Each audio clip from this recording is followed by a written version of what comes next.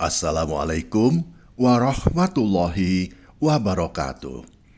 Sahabat Suara Surau yang dirahmati Allah Subhanahu wa Ta'ala, Alhamdulillah, segala puji bagi Allah Subhanahu wa Ta'ala yang telah memberikan kita nikmat iman, nikmat kesehatan, dan kesempatan untuk terus memperbaiki diri serta untuk mendekatkan diri kita kepada Allah Subhanahu wa Ta'ala. Pada kesempatan kali ini, kita akan membahas sebuah tema penting yang mungkin sering kita abaikan, yaitu amalan yang dapat menyelamatkan kita dari siksa kubur. Sahabat Suara Surau yang dirahmati Allah, kehidupan di alam kubur adalah fase pertama perjalanan kita menuju akhirat. Rasulullah Shallallahu Alaihi Wasallam bersabda, kubur itu adalah tempat pertama dari beberapa tempat di akhirat. Jika seseorang selamat dari siksa kubur, maka tempat setelahnya akan lebih mudah baginya. Dan jika tidak selamat, maka tempat setelahnya akan lebih sulit baginya. Hadis riwayat Tirmizi nomor 2308. Lalu, amalan apakah yang dapat menjadi pelindung kita dari siksa kubur? Mari kita bahas bersama. Yang pertama, membaca surat Al-Mulk. Rasulullah Shallallahu Alaihi Wasallam bersabda, ada sebuah surat dalam Al-Quran yang terdiri dari 30 ayat. Ia akan memberikan syafaat bagi pembacanya hingga ia diampuni dosa-dosanya, yaitu surat Al-Mulk. Hadis riwayat Tirmizi nomor 2891. Bayangkan sahabat, dengan membaca surat Al-Mulk secara rutin, kita mendapatkan perlindungan dari siksa kubur. Surat ini akan menjadi pelindung dan pemberi syafaat kita di hadapan Allah Subhanahu wa Ta'ala. Apakah kita sudah menjadikan surat Al-Mulk sebagai amalan kita sehari-hari? Jika belum, kapan kita akan mulai? Jangan tunggu sahabat, kita tidak tahu kapan usia kita akan dipanggil Allah Subhanahu wa Ta'ala. Yang kedua, menjaga sholat dengan khusyuk.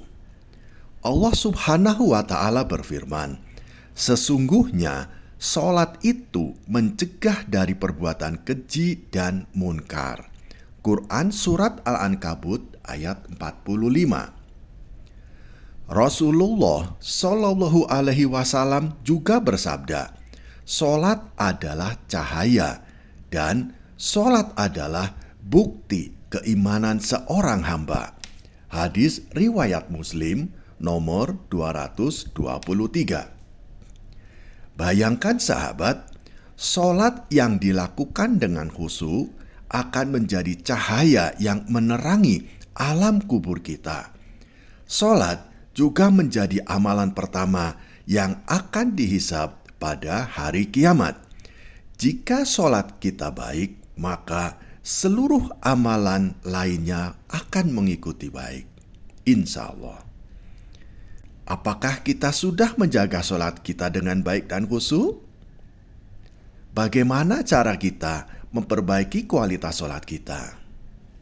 Sahabatku, jangan ditunda-tunda.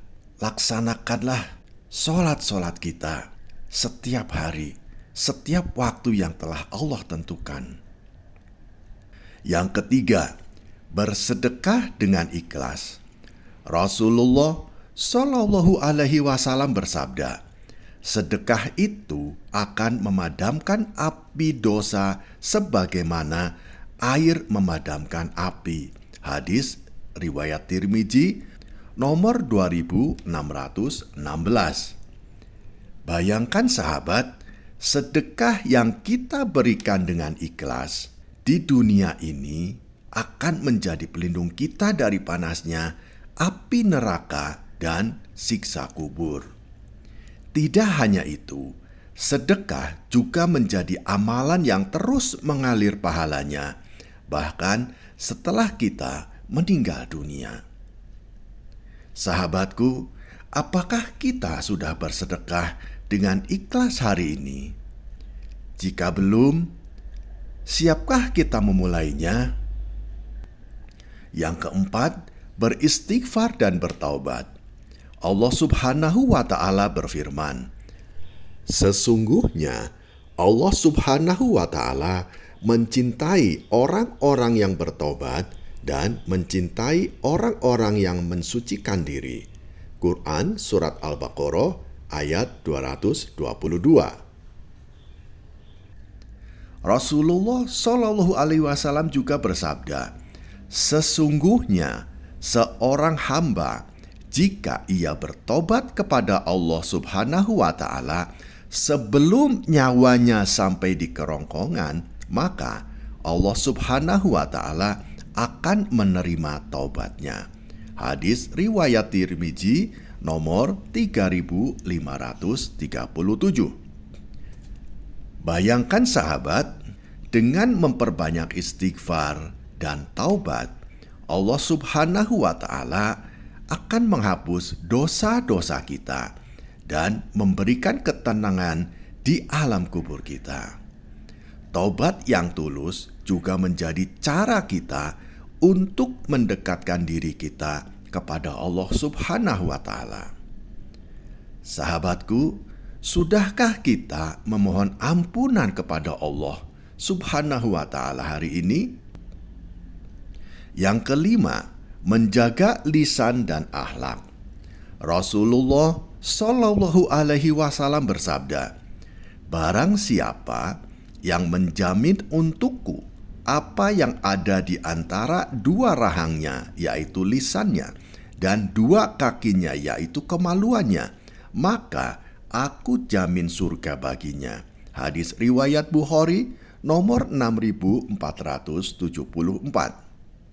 Bayangkan sahabat, menjaga lisan dari perkataan buruk dan menjaga akhlak kita akan menjadi penyelamat di dunia, di alam kubur, dan di akhirat.